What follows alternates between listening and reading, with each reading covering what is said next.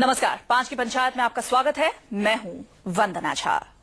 देश के ज्यादातर राज्यों में गौ हत्या पर रोक है, फिर भी गौ रक्षा के नाम पर होने वाले गुनाह की रोज कुछ न कुछ खबर आती है।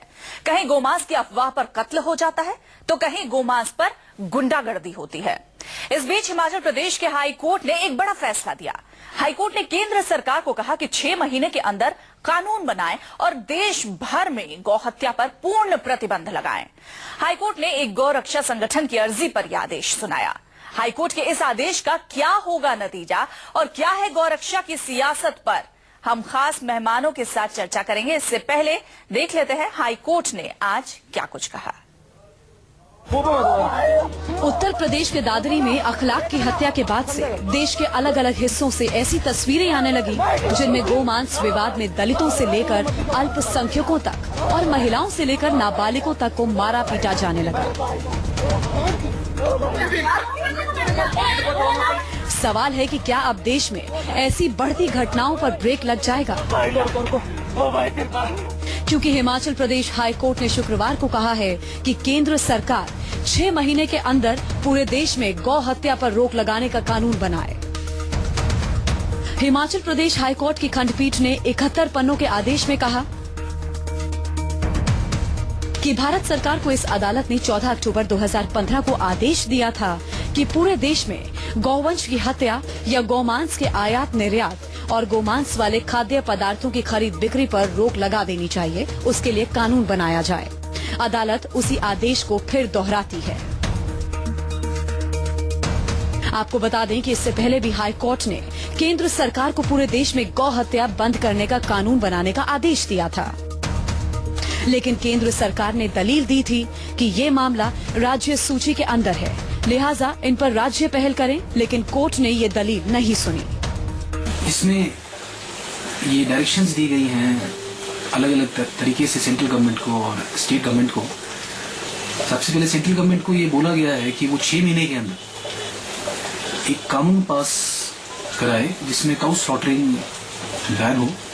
स्टेट के उनको भी डायरेक्शन पास की गई है कि वो 3 महीने के अंदर जो है गौ सदन को बनाने के लिए फंड मुहैया करवाएं। केंद्र ने हिमाचल प्रदेश हाई कोर्ट में दिए हलफनामे में ये भी कहा कि 5 राज्यों और एक केंद्र शासित प्रदेश में इस विषय पर कोई कानून नहीं है।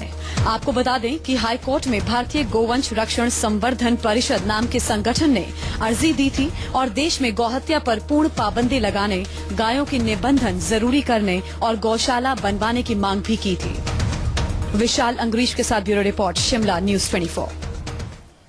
तो आपने ये रिपोर्ट देखी और इस पर खास बात करने के लिए हमारे साथ कुछ खास मेहमान जुड़े हैं, उनसे आपका परिचय करा देते हैं। सबसे पहले प्रेम शुक्ला बीजेपी के स्पोक्स पर्सन हमारे साथ हैं, आलोक शर्मा कांग्रेस के स्पोक्स पर्सन हमारे साथ हैं, मौलाना मोहम्मद साजिद रशीदी हमारे साथ हैं, प्रेसिडेंट ऑल इंडिया इमाम एसोसिएशन के नोएडा स्टूडियो में, और बीएचपी से बीएल तिवारी हमारे साथ हैं। आप सभी का बहुत बहुत स्वागत है। चर्चा को शुरू करने से पहले जल्दी से देख लेते हैं आज का पहला सवाल। क्या हाईकोर्ट के आदेश के बाद देश में बीफ पर लगेगी पाबंदी? प्रेम शुक्ला जी, सबसे पहला सवाल आपसे। हाईकोर्ट ने जिस तरीके से ये आदेश दिया है कि पूरे देश में सारे राज्यों में ऐसा कानून बनना चाहिए 6 महीने के भीतर कि कहीं भी गौहत्या नहीं हो, आपको लगता है कि ये इतना आसान होगा 6 महीने के अंदर ऐसा कानून बनाना? इस पर मुझे लगता है संवैधानिक और से कानूनी पेचों पर जो है निश्चित तौर पर सरकार और उसका विधि विभाग जो है वो विमर्श करेगा। एक सबसे अच्छी बात इस जजमेंट को आप जब पढ़ेंगी तो न्यायमूर्ति ठाकुर जी और न्यायमूर्ति शर्मा जी के खंडपीठ ने जो आदेश दिया उसने एक सेकुलरवाद के नाम पर जो गौरक्षा के प्रयासों पर जो बारंबार जो है प्रश्न चिन्ह खड़ा किया जाता था, उस पर यह कहा कि सेकुलर देश है और अन्य आस्थाओं का भी जो है सम्मान होना चाहिए।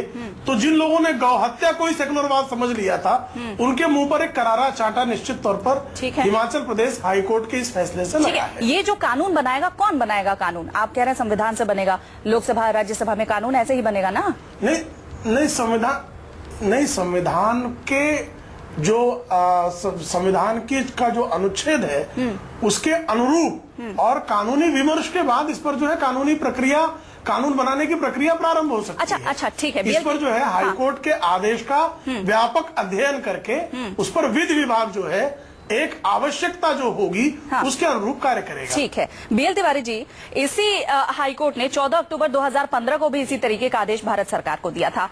तब विधिवत तरीके से कोई भी चीज कानून बनाने की प्रक्रिया क्यों नहीं शुरू हुई? ये एक राजनीतिक विल की बात है। 21 राज्यों में गाय के प्रतिबंधित है, गाय की हत्या 21 राज्यों में प्रतिबंधित है, ये विषय राज्यों का है। लेकिन केंद्र को माननीय हाईकोर्ट ने अगर निर्देश दिया है तो निश्चित रूप से इसकी विधि सम्मत प्रक्रिया प्रारंभ का सरकार को करनी पड़ेगी। अच्छा, हाईकोर्ट का आपने एक शब्द का इस्तेमाल किया, राजनीति शब्द का आपने इस्तेमाल किया। बीएल तिवारी जी, मैं आपसे यही पूछूंगी, क्या केंद्र इस पर राजनीति कर रहा है? जी जी, मैं तो ये नहीं कह सकता हूं कि केंद्र राजनीति कर रहा है, लेकिन जिन राज्यों ने सबसे पहले तमिलनाडु ने बनाया, केरल के राज्य से उम्मीद नहीं कर सकते हैं कि वो गौ को प्रति, जबकि सबसे ज्यादा हत्या केरल आंध्र प्रदेश में हो रही है। तो जो प्रो हिंदू समर्थित सरकारें हैं, उन्होंने जैसे राजस्थान है, छत्तीसगढ़ है, मध्य प्रदेश है, इन राज्यों में पूर्ण प्रतिबंध लगा हुआ है, कानून बना हुआ है। लेकिन जिन राज्यों में इस प्रकार की ये अपने आप को झूठी सेकुलरवादी सरकार के नाम पर और तुष्टीकरण के नाम पर मुसलमानों और कसाईयों को तुष्टीकरण के नाम पर जो सरकारें, केंद्र का इससे कोई लेना देना नहीं है, वहां ये समस्या है। केंद्र का लेना देना है कि कोई तो डायरेक्शन दे सकता है, क्यों नहीं दिया अभी तक? क्योंकि 145 नस्लों में से अभी तक क्यों नहीं दिया डायरेक्शन? गाय की जो दुर्लभ प्रजाति की गाय थी वो लुप्त हो रही है। ठीक है, अमूल धरोहर। ठीक है, प्रेम शुक्ला जी से ले लेते हैं ना जवाब। प्रेम शुक्ला जी, अभी तक केंद्र ने डायरेक्शन क्यों नहीं दिया? बीएल तिवारी जी कह रहे हैं केंद्र डायरेक्शन दे सकता है, तो अभी तक क्यों नहीं डायरेक्शन दिया? इतनी देरी क्यों? जब 2015 में ही अक्टूबर में एक बार पहले भी ये कोर्ट ऐसा आदेश दे चुका है केंद्र सरकार को। तो सुप्रीम कोर्ट ने समान नागरिक कानून पर पिछले 20 वर्षों में 10 बार आदेश दिया। अब मुझे बताइए कि इस पर क्यों काम नहीं हुआ? चूंकि हर चीज को जो है सांप्रदायिकता के चश्मे से देखने की एक जो है छोड़ दीजिए, मैं आपसे सीधा सा सवाल कर रही हूं। शुक्ला जी, मैं सीधा सवाल नहीं पूछ रही हूँ। आप कहेंगे वो छोड़ दूं, उसी की जवाब दूं? देखिए, आपके हिसाब से मैं डिस्कशन नहीं कर सकती ना। मेरा सवाल जो है उसका जवाब दे दीजिए ना। जवाब सुनिए आप। मैं आपसे जो सवाल कर रही हूँ उसका सीधा जवाब दे दीजिए ना। आप जवाब टेलर मेड लेना चाहेंगी? आप बताएंगे तभी तो। सवाल जो मैं कर रही हूँ, आप अगर कुछ और कहेंगे तो वो जवाब तो नहीं हुआ ना सवाल का। इस तरह नहीं होता है जवाब। नहीं, मैं जवाब दे रहा हूँ, सुनने की कृपा करें, जरा सुनने का कष्ट करें। हमने कहा कृपा कष्ट दोनों है, कहिए। विधि की जो प्रक्रिया है उसका अनुपालन किया जा रहा है। अच्छा। और किया जाएगा। अब आप कहेंगे आज क्यों नहीं हो गया, कल क्यों नहीं हो गया, आज कल तो मैंने पूछा ठीक है, तो कह रही हूँ पिछले 8 महीने से क्या हो रहा है, पिछले 8 महीने से क्या हो रहा है। चलिए ठीक है, कृपया इस तरह का जो है कंगारू कोर्ट एग्जाम्पल मैं करना चाहता हूँ यहाँ पर। एक मिनट महाराष्ट्र में एक मिनट बेल तिवारी जी आपके पास में आती हूँ, एक मिनट आपके पास आती हूँ। आलोक शर्मा जी हमारे पास है। आलोक जी, आपको क्या लगता है कि केंद्र को इसमें हस्तक्षेप करना चाहिए? अगर ये राज्य ही तय करेगा। बेल तिवारी जी, एक मिनट रुक जाइए। अगर ये राज्य सरकार के ही हक में आता है कि वो तय करे कि उनके, ठीक है, बोलिए। देखिए, मैं समझता हूं कि जिस तरह से आज विश्व हिंदू परिषद और भाजपा के प्रवक्ता महोदय बौखला रहे हैं जवाब देने में, ये केवल गौ माता पर राजनीति करना चाहते हैं।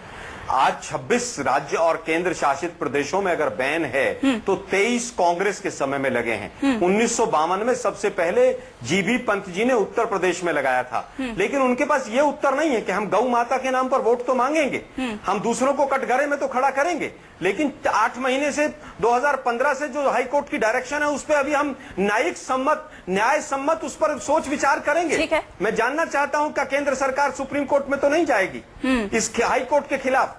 मैं जानना चाहता हूं कि जब वो स्टेट लिस्ट के 15 में नहीं था, एंट्री सब्जेक्ट में कॉन्करेंट लिस्ट में था, तो केंद्र सरकार गौ माता को बचाने के लिए अपनी दलीलें वहां पर शिमला हाईकोर्ट में क्यों दे रही थी? और विश्व हिंदू परिषद के तिवारी साहब इतने कमजोर होंगे, मुझे अंदाजा नहीं था कि केंद्र सरकार से एक सवाल नहीं पूछ सकते हैं। ये लोग हिंदुत्व के ठेकेदार बने घूमते हैं, गौ माता के नाम पर वोट मांगते हैं। मैं बात करना चाहता हूँ। अरे भाई, आप बताइए ना, आप केंद्र सरकार को एक बार भी क्यों नहीं कटघरे में खड़ा करते? प्रेम जी आपके पास आ रही है। ठीक है प्रेम जी, कोई गलती हुई है तो उसको रोका जाए। ठीक है आलोक जी और प्रेम जी, एक मिनट।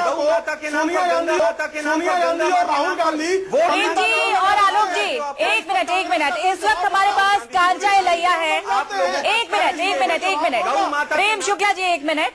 कांचा इलैया जी इस वक्त दलित एक्टिविस्ट हमारे साथ है, टेलीफोन लाइन पर वो हमारे साथ जुड़ गए हैं, उनसे बात कर लेते हैं। कांचा जी, आपको क्या लगता है गौ हत्या अगर बंद हो जाती है इससे कैसे दलित हित प्रभावित होगा? नहीं, देखिए अब गुजरात में क्या हो रहा है और महाराष्ट्र में क्या हो रहा है। जो स्टेट्स में अब तक जो गोहत्या का बैन हुआ, वो गोहत्या का बैन के नाम से पूरा दलित और मुस्लिम और कुछ पिछले जातियों का जो एम्प्लॉयमेंट का बेस है उसको खत्म कर दिया। और अगर एक हाईकोर्ट ने, एक जज ने एक जजमेंट लिखता, वो जज ने बोलता है कि ये लाभ सेंटर भी लाना है, तो इमीडिएटली वो इम्प्लीमेंट करने का नहीं हो सकता। ये जजमेंट क्या फुल बेंच का है, वहाँ जाने के बाद वो सुप्रीम कोर्ट गया, सुप्रीम कोर्ट में क्या डिबेट। ये देखिए, कोई डेमोक्रेसी में कोई judicial system, the best judicial system of the world is British judicial system, वहां से हम बारो कर लिए, या अमेरिकन जुडिशियल सिस्टम हम बारो कर लिए। ये जुडिशियल सिस्टम कोई कहीं ना कहीं तो लोगों को उसका एम्प्लॉयमेंट को खत्म करने का, एक जानवर के लिए एक लॉ बनाने के लिए कोई कोर्ट ने क्या गवर्नमेंट को रूल दिया है क्या? ठीक है, ऐसा होता है डेमोक्रेसी में। डेमोक्रेसी में लोगों को बचाने के लिए रूल बनाते हैं, वो रूल्स को कोर्ट्स उसको देखना है, उसको स्टडी करना है, उसको अमल करने के लिए वो ऊपर जाना है। मतलब कांचा जी, आप जो पॉइंट उठा रहे हैं वो एम्प्लॉयमेंट से जुड़ा हुआ है कि अगर गौ हत्या बंद होती है। देखिए गाय रक्षण के लिए कोई दुनिया में कोई सरकार, जो डेमोक्रेसी हम जो देशों से लाए हैं, वो देशों में गोरक्षण का लाभ कहीं नहीं है। गोरक्षण कौन करता है? सरकार नहीं करता। गोरक्षण जो है फार्मर्स करते हैं, फैमिलीज करते हैं। जो यूजफुल गाय है उसको अपने आप पालन पोषण कर लेते हैं। कोई सरकार का उसके जो उसको बेचते हैं वो बेच लेते हैं, जो उसका पूजा कर लेते हैं वो पूजा करने देते हैं। बिल्कुल। जो उसको खाना देते हैं वो खाने को भी हक रहते हैं उसको। ये जो है ऐसा रूल अगर लाए, ये देश में डेमोक्रेसी खत्म होगा, क्योंकि ये डेमोक्रेसी गाय डेमोक्रेसी नहीं है, गोमाता डेमोक्रेसी नहीं है, ये आदमी का डेमोक्रेसी है, ह्यूमन बीइंग्स का डेमोक्रेसी है। ठीक है, इसीलिए मैं इंडियन एक्सप्रेस में एक आर्टिकल लिख रहा हूँ। ये जो है गोमाता डेमोक्रेसी बन गया, ये दलित खिलाफ हो गया, मुस्लिम खिलाफ हो गया, बैकवर्ड क्लास खिलाफ हो गया, मानवता खिलाफ हो गया। क्या मानवता खिलाफ होने? क्या बोलिए, कहीं जो लोग भगवान में बिलीव करते हैं, कहीं उन लोगों का भगवान ने ये बोला है कि जानवर और आदमी, औरत या मर्द एक ही तरह पैदा किया गया क्या? कहीं दुनिया में वैसा नहीं रहता। आदमी, औरत, मर्द सब जानवर से ऊंचे रहते हैं। ठीक है, जो लोग जानवर को आदमियों से बड़े देखते हैं, वो लोग भगवान को भी जानने वाला नहीं है। ठीक है, मेरे दृष्टि में बिल्कुल एंटी नेशनल है, एंटी ह्यूमन। कांचा जी एक मिनट, आलोक जी एक मिनट, यहाँ पर रशीदी जी को मैं डिस्कशन में लेकर आऊंगी। आलोक जी एक मिनट, रशीदी जी आपको क्या लगता है अगर पूरे तरीके से पूरे देश में कानून आ जाए, 6 महीने के भीतर गौ हत्या पर पाबंदी लग जाए, मुस्लिम समुदाय इसको सपोर्ट करेगा? देखिए, मैं जहाँ तक मैंने बात सुनी एक चीज है कि इन्होंने सही कहा है कि इसका सबसे बड़ा असर जो है दलित और मुस्लिम पर पड़ेगा, ये सच्चाई है। लेकिन मैं एक बात यहाँ ये कहना चाहता हूँ कि जब से देश आजाद हुआ है, जब से कहीं ना कहीं गाय के नाम पर राजनीति हो रही है। पहले कांग्रेस ने भी की, आलोक जी यहाँ बैठे हैं, ये इनको शायद मेरी बात बुरी लगे, पहले इसकी शुरुआत कांग्रेस ने ही की है। अगर कांग्रेस इसकी शुरुआत ना करती, देखिए जहां डेमोक्रेसी होती है, जहां जमहूरियत होती है, वहां खान-पान पर पाबंदी नहीं लगती। ये सच्चाई है। सुन लीजिए आलोक जी, सुन लीजिए, मैंने आपको सुना, आप भी सुन लीजिए। नहीं, आपको मैंने सुना है, आप भी सुन लीजिए। आप सुन लीजिए ना, अरे आप सुनने की ताकत, अरे भाई सुन लीजिए आप। मैं कह रहा हूँ आपको मैंने सुना है, नहीं आपको मैंने सुना, मेरी बात सुनिए ना, जवाब ले लीजिए, उसके बाद आपको मैंने सुना है ना, आप मेरी सुन लीजिए ना। दूसरे ये देखिए बात सुनिए, मैं ये कहना चाहता हूँ सिर्फ खाने पर पाबंदी क्यों है, बेचने पर पाबंदी क्यों नहीं है? बेचने वाला कितना 90% हिंदू बेच रहा है गाय को।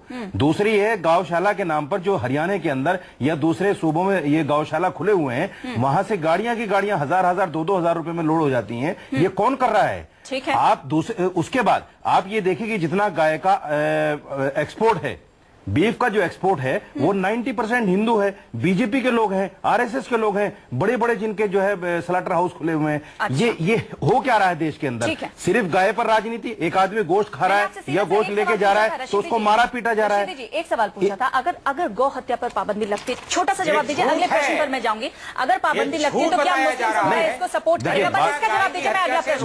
मैं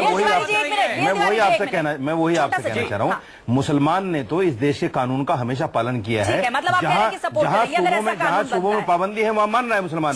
लेकिन ये कौन सी पाबंदी है कि गाय के नाम पर, गोश्त के नाम पर जो आतंकवाद हो रहा है, इस आतंकवाद को कौन रोकेगा? सिर्फ आतंकवाद नहीं, राजनीति की बात नहीं, आतंकवाद हो रहा है, ये आतंकवाद है। ठीक है, डिस्कशन को आगे महिलाओं को मारना, मुसलमानों को मारना, गाय को गोश्त बताकर ये आतंकवाद है। अगला सवाल हमारा वही है, जल्दी से देख लेते 5 की पंचायत में क्या है आज का दूसरा सवाल।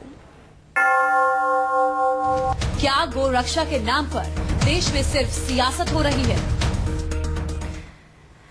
बीएल तिवारी जी, आपको क्या लगता है गोरक्षा के नाम पर सिर्फ सियासत हो रही है देश में? कहीं पर आप आज ही एक वीडियो आया है दलित की पिटाई का राजस्थान से, वहीं अल्पसंख्यक की पिटाई का वीडियो, कई बार तो गोबर खिलाने का भी वीडियो हमने दिखाया था, उस पर डिस्कशन भी किया था। राज्य के शासन व्यवस्था में भी गो हत्या नहीं होती थी। अकबर और जहांगीर के हत्या में और कुर्बानी में फर्क है मेरे भाई। बीएल तिवारी तारीख को पढ़ लीजिए, हत्या और कुर्बानी में फर्क है। हत्या और कुर्बानी में फर्क है। हत्या का मतलब समझते हैं आप? हत्या का मतलब है गाय को मार के फेंक देना। मुसलमान अगर करता है तो उसकी कुर्बानी करता है, वो हमारा धर्म है। आप उसको हत्या के नाम से कैसे जोड़ सकते हैं? सरकार नहीं, हत्या के नाम से कैसे जोड़ सकते हैं उसको आप? आपको तारीख का पता नहीं है। बीएल तिवारी जी, एक मिनट। बीएल तिवारी जी, आप राजनीति के जवाब पे आप हिंदू मुस्लिम करने लगे हैं। अरे आपको तारीख का पता ही नहीं है। आप हत्या किसे कहते हैं यही पता नहीं आपको। हत्या कहते हैं मार देना, हत्या कहते हैं मार देने को, हत्या कुर्बानी को नहीं कहते। कुर्बानी और हत्या में बहुत फर्क है। कुर्बानी हम आस्था के नाम पर करते हैं। कुर्बानी और हत्या में अगर आपकी गाय से आस्था है तो हमारी कुर्बानी में आस्था है, हमारी भी आस्था है कुर्बानी में। तो क्या देश हिंदू के आस्था को देखेगा? केंद्र सरकार हिंदू की आस्था को देखेगी, मुसलमान की आस्था को नहीं देखेगी। एक मिनट, ठीक है बीएल तिवारी जी, एक मिनट रुक जाइए। बीएल तिवारी जी, एक मिनट रुक जाइए, एक मिनट रुक जाइए। आलोक जी, आपको क्या लग रहा है कि गायों की जिस तरीके से हत्या हो रही है? एक मिनट, मैं आपके पास आ रही हूँ। आपको जब मैं मौका देती हूँ तो आप कुछ और बोलने लगते हैं, तो मुझे किसी और को समय देना होगा। एक मिनट रुक जाइए। आलोक जी, आपको क्या लगता है पॉलिसाइज किया जा रहा है इस मुद्दे को? आलोक जी ने तो पहले किया है। देखिए, मैं समझता हूं जब बीजेपी की सरकार है, हमेशा ही गाय हो, गऊ हो, गीता हो, गंगा हो, इनको पॉलिटिसाइज करने का काम हमेशा से बीजेपी ने किया है। ठीक है, अब बीजेपी से इसका जवाब ले लेते हैं। केंद्र सरकार ने बीजेपी से प्रेम शुक्ला जी, आलोक जी, वक्त की कमी है, माफी के साथ आपको यहाँ पर रोकूंगी। पूछना चाहता हूँ, 10 महीने से यहाँ पर रोकूंगी। प्रेम शुक्ला जी, बीजेपी का सरकार ने अभी तक कोई एक्शन क्यों नहीं लिया? ठीक है, केंद्र सरकार ने अभी तक कोई एक्शन क्यों नहीं लिया? आलोक जी के प्रश्न का उत्तर दे दीजिए। नहीं, केंद्र सरकार संविधान सम्मत एक्शन निश्चित तौर पर ले रही है। सवाल ये मौलाना साहब कह रहे हैं कि कुर्बानी करना, गाय की कुर्बानी करना हमारे नाम पर वोट मांगेंगे। कोई हिंदू कहेगा कि गौ को मारने वाले की नहीं, मैं बीएल तिवारी की बात पर कह रहा हूँ कि हत्या और कुर्बानी में बहुत फर्क है। कोई सिर्फ नहीं, हत्या और कुर्बानी में बहुत फर्क है। एक इंसान को मारना गाय के नाम पर माफी के साथ आप सभी को यहाँ पर रोकना होगा। वक्त की यहाँ पर कमी है, आप सभी को यहाँ पर रोकना होगा। रशीदी जी बहुत बहुत शुक्रिया, प्रेम शुक्ला जी आपका भी बहुत बहुत शुक्रिया, आलोक शर्मा जी और बीएल तिवारी जी और कांचा इलैया जी, आप सभी का बहुत बहुत शुक्रिया हमसे बातचीत करने के लिए, 5 की पंचायत में आने के लिए। 5 की पंचायत में आज के लिए बस इतना ही, एक छोटा सा ब्रेक। आप देखते रहिए News 24।